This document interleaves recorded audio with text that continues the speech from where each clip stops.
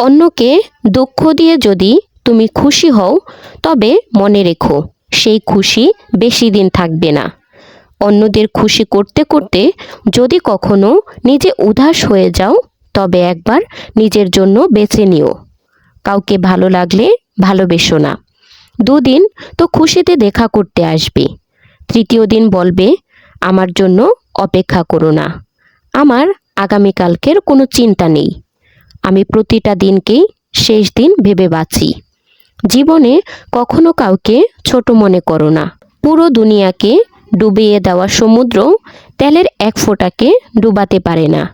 কিছু লোক যতই আপন হোক না কেন, একদিন ঠিকই পর হয়ে যায়। প্রশংসায় খুশি হওয়া উচিত নয়, কারণ প্রতিটি প্রশংসা করা লোকই আপন হয় না। মন খুলে বাঁচতে চাইলে দুনিয়া কি ভাববে এটা কখনো ভেবো না।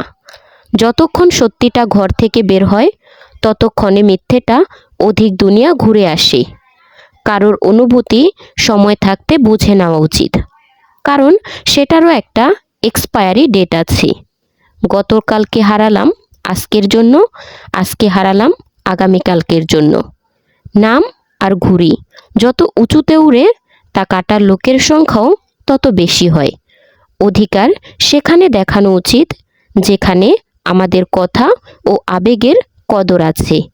আপনার নাম তখনই হয় যখন আপনার দরকার পড়ে। ভাগ্যিস পাপের কোনো গন্ধ হয় না, নইলে এই দুনিয়াটা থাকার যোগ্য থাকতো না।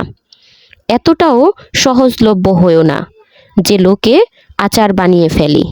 সেই সম্পর্কটাই দীর্ঘজীবী হয় যেখানে মানুষ একে অপরকে পরখ করে না, বরং বোঝার চেষ্টা করে। সব সময় তাদেরই খেয়াল রেখো যারা তোমার ওপর তখনও বিশ্বাস রাখে যখন তোমার সময় খারাপ। যখন সময় ঠিক হবে, তখন সব জিনিস নিজে থেকেই ঠিক জায়গায় চলে আসবে। তাই ধৈর্য ধরো। যদি তোমার সত্যি কথা কারো গায়ে লাগে, তবে বুঝে নিও যে সে মিথ্যার মধ্যে থাকতে অভ্যস্ত।